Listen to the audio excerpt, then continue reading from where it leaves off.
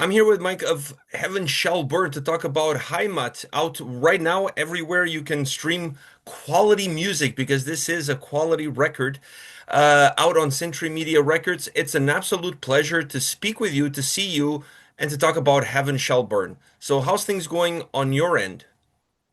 Oh, very well. We have a release week right now. Just driving around the country, playing a few record release shows in smaller clubs between the big summer festivals, and we really enjoy that to go out to the people in small clubs and just rock the stage without like the big ass productions we have on the festivals and stuff.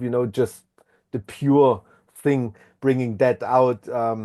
If you still can do that as a band, then you still feel alive. And that is always a lot of fun. You guys are definitely alive. This is the band's 10th record, a milestone, I should say. And Mm. now that the record has been out for a couple of days, when we're having this conversation, the album came out last Friday. How has the media and fan reception been to this record from your standpoint?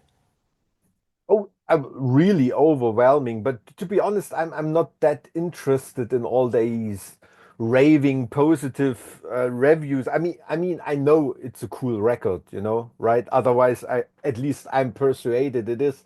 Otherwise, we wouldn't have put it out. And I'm always more looking for the more critical notes and people that have to mention something that might be not so good, and I'm always on the hunt for these tones and shades in reviews because that's how you progress. That's once in a while people mention some stuff that is justified, that is maybe not so great about the record, and I'm always more hunting for these kind of reviews, from people who know their shit, but have to say not only positive stuff about the record. That is a lot more interesting, I think. Yeah. Wow, you're one of the few that does that, and not many people will look and scour the internet for, I wouldn't say negative comments, but a little bit more pinpoint analysis of Yeah. what the record could have been better. I think it's a great way to improve as a band, and it's a great way to take some criticism. So I applaud you for that. Oh, thank you very much. Yeah, during the years we found out that sometimes some people are right with our criticism, and we it's no problem for us to improve stuff. If they were right, there is no damaged honor if you admit that something was wrong. So It's incredible. You're spitting so much knowledge here today. You're putting a lot of other people to shame. Talking about this record, what was the catalyst for this album? What do you define as the starting point that led you guys down this path that resulted with this record? we're not a band that functions in these circles of the music business, like the band is in writing mode, the band is in touring mode, the band is recording, the band is mixing. We're actually always do everything together, just like a hobby band. So we always write stuff and we always record something, and we already have some demo tracks that will be the final tracks on the next follow-up record of our new record. So we work as long on a single track until it's finished, you know. And that's why there is never like a starting point of working with a record, or like an agenda we decide and then we follow, or I mean that sounds stupid for a German, but we really don't have a plan when we do a record. I can't believe I'm saying that. But It's very and non-German, very non. yeah, but no, but it's really true.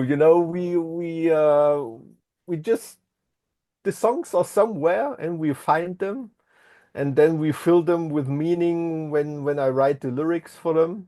And after our last record of Truth and Sacrifice, which was like a double album, 100 minutes of duration, almost 20 songs, that was quite a huge outlet of creative energy, and definitely took some time until the pressure built up again that you release something, if you speak of a volcano maybe or something. So that definitely took some more time this time until the pressure was so high that we felt, okay, we have to release something, we have to show something to people, and we only release new music if we really think it's about time to do so. We don't do that just to have something we can go on tour. Many bands just use records as promo tools nowadays. That's, I Yeah. think, 90% of the bands these days are doing that. Yeah. 10 records, 3 decades as a band, in a very non-German approach of just kind of going with the flow. How do you how do you wrap all of that together? What is the secret to the longevity of the band? Is not having that German approach, being a little bit more as a hobby band, as you mentioned before? Yeah, I think it's very, very strongly connected to the fact that we many years when we were kind of started being successful, it was a very conscious decision that we don't want to be professional musicians. We all love our jobs, we love the stuff we studied, and we want to continue work in that at least like half days, and that's also the secret why we have such a stable lineup. We are a bunch of friends doing music together, and we meet once a week, just like some people go bowling or whatever. We do music. And yeah, we are probably the biggest hobby band in the world, so to say. I don't Yeah. know. I don't know if there's another hobby band headlining Wacken. I have no idea. But the absurd thing is, like, the bigger the band gets, the more time you have to to to choose such a model, because now you decide when touring is. You're not the support band anymore. You decide what day you want to headline the festival, you know, and you make the schedules, and you don't have to fit into other people's or bands or management schedules like you had to do when you were a young and upcoming band, And the more successful we are, the more free time we have to be a hobby band, and that is very, very something that keeps you very, very relaxed, especially also during such dark times like the pandemic. I mean, if you're not standing before the debris of your existence, because you're a professional musician, and oh, okay, I still can go work as a lawyer or as a nurse in hospital or something like that, because you also love that job.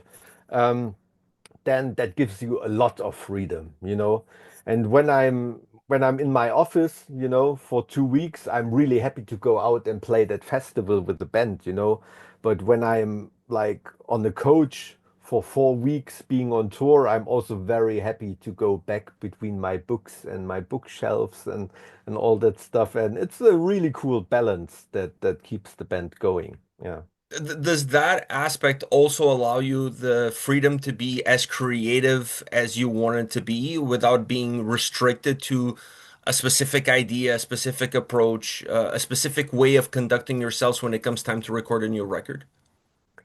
That is theoretically, that is absolute right, but the strange thing is, in from a practical point of view, it leads that we are pretty conservative with our style, actually. I mean, as we are not depend on selling records and being successful as musicians from our music, we could actually do what we want, But but the thing we do is to make sure that our fans are first satisfied with the core values, like the main recipe, the main sound we developed during the years, and then we maybe settle some innovations and experiments on top of that.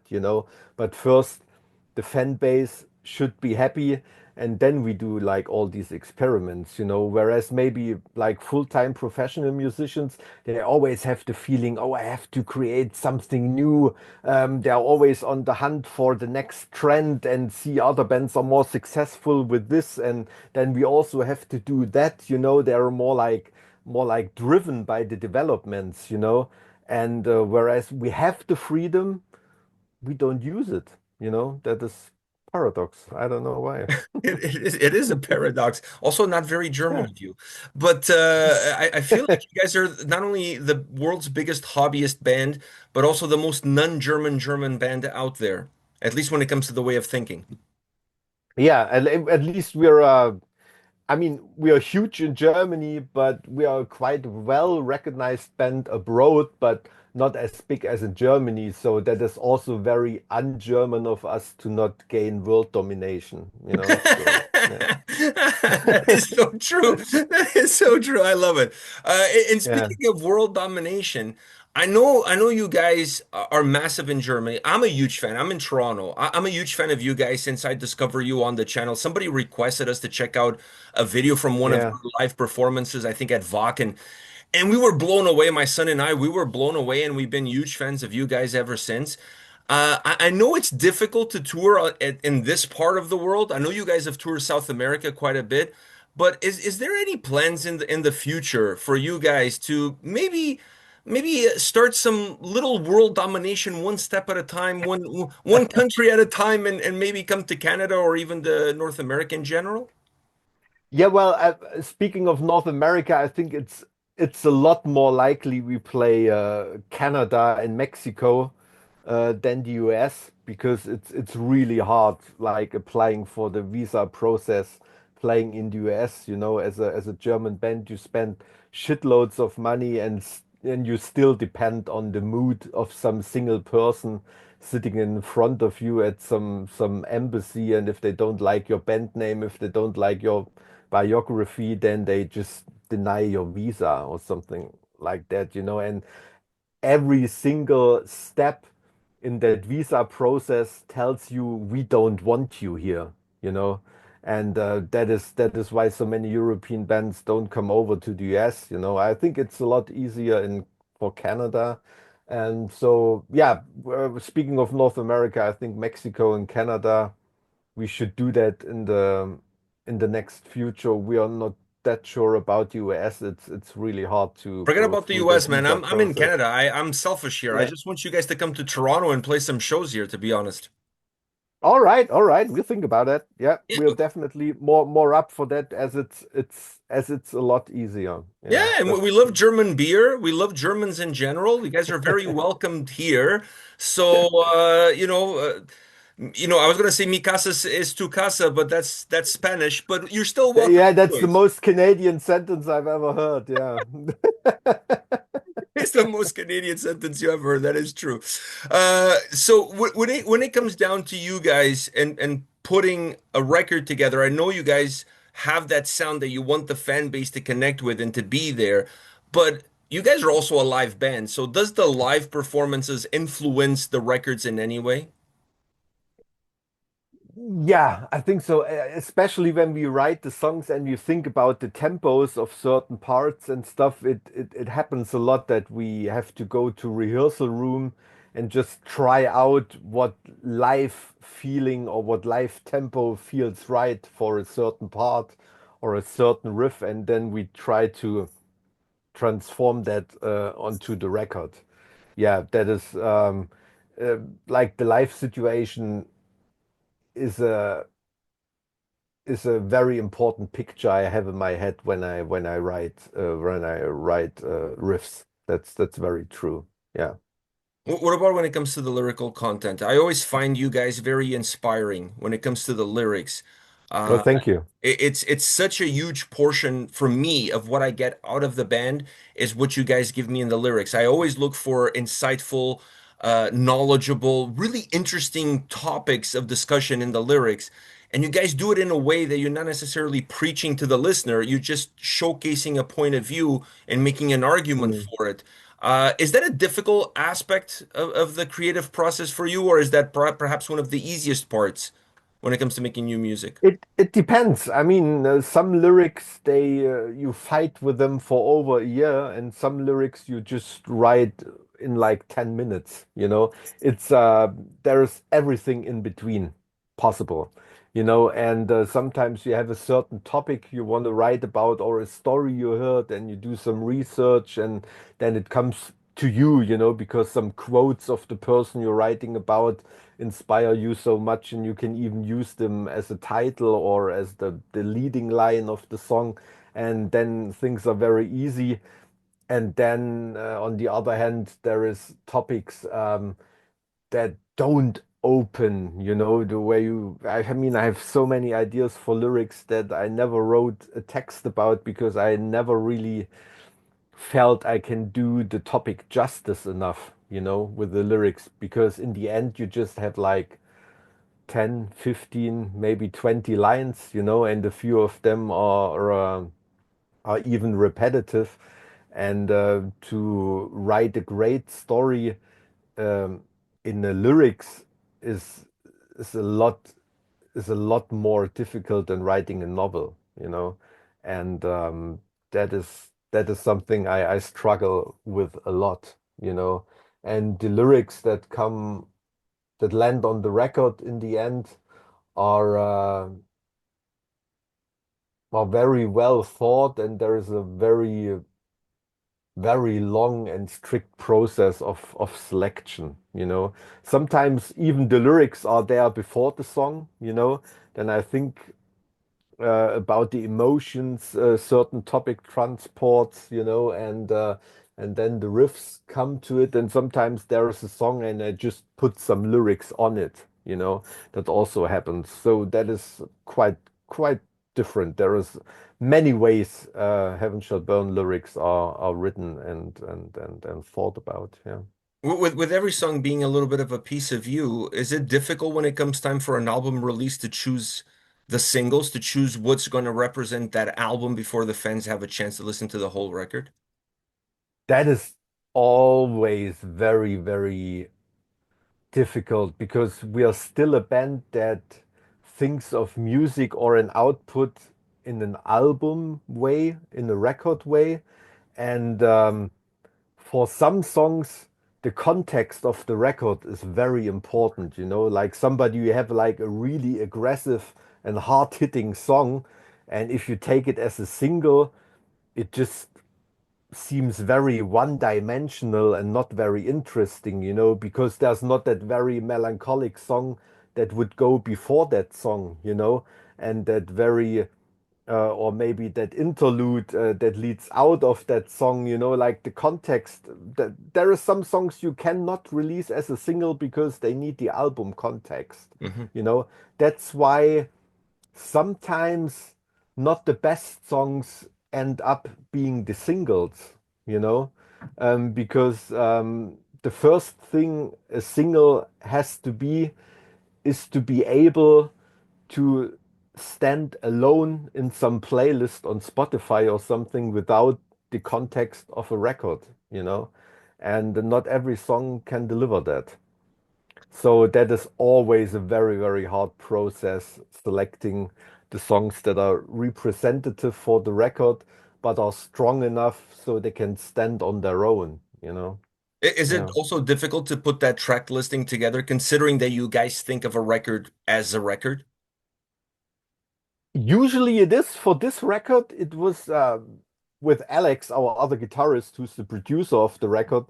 I usually have like very long and fierce fights about like track lists and the singles we pick. And but this time it was like all harmony, you know, like everything he suggested. I was like, oh, I was just going to say that, you know. I mean, there was a strange state of harmony this time. We all thought the same and it all felt the same. I never had that before in the other previous 9 records. So that was strange. Yeah. You guys are mellowing out. Yeah, probably. Yeah, these are like I don't know, maybe like the third decade of a marriage or something. So yeah. Compromise. You're getting to that stage of partnership and compromise. Yeah, probably.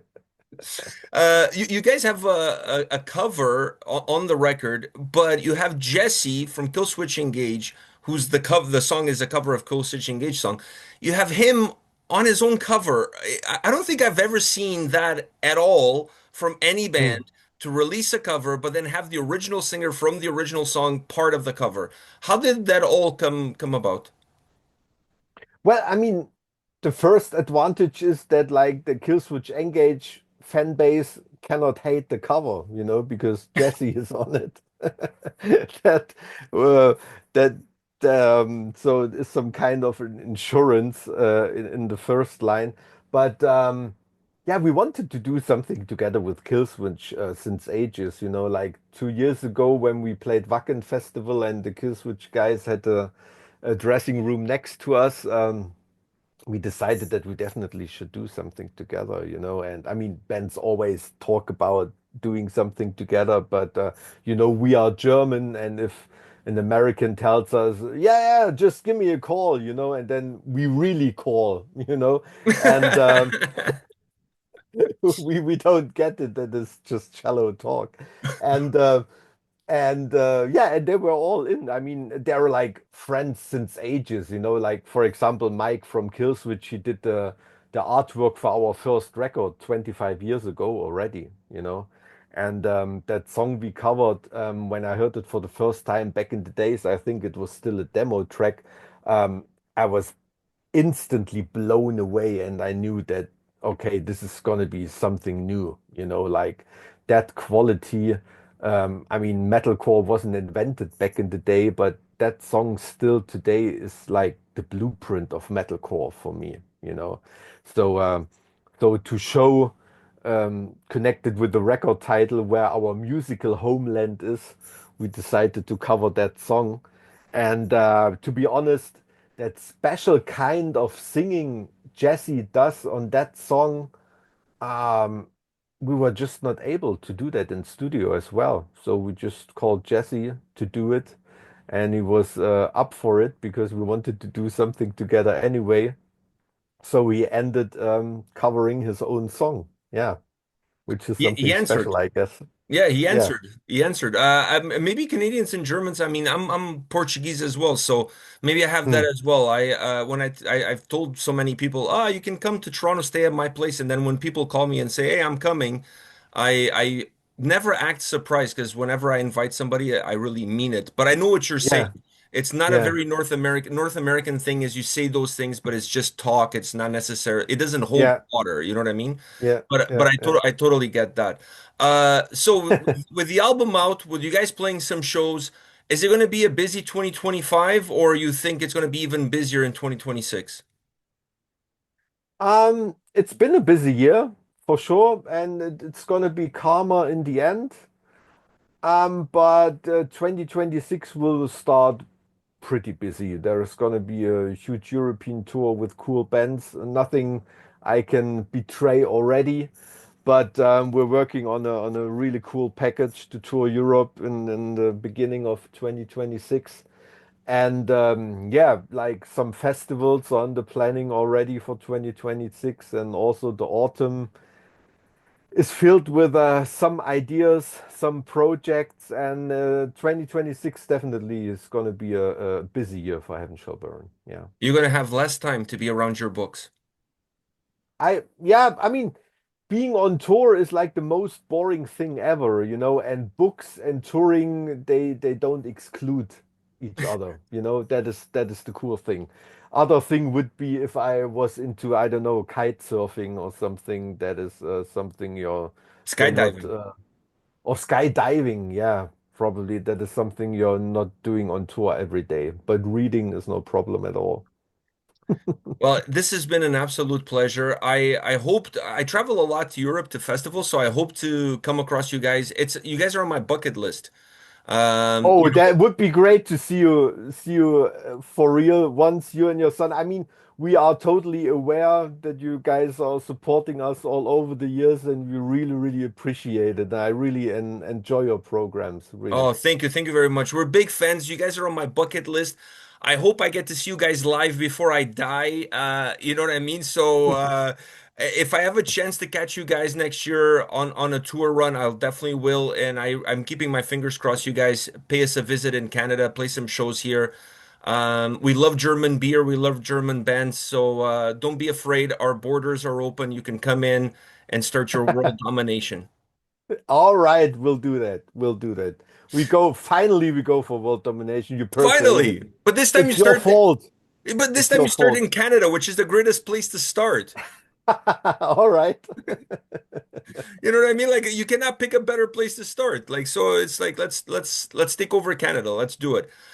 That's Thank the you very much plan. for your time. I really appreciate it. All the best. Enjoy the rest of the tour. Magnificent record. Take care. Thank you. Bye bye. Thanks for the chat.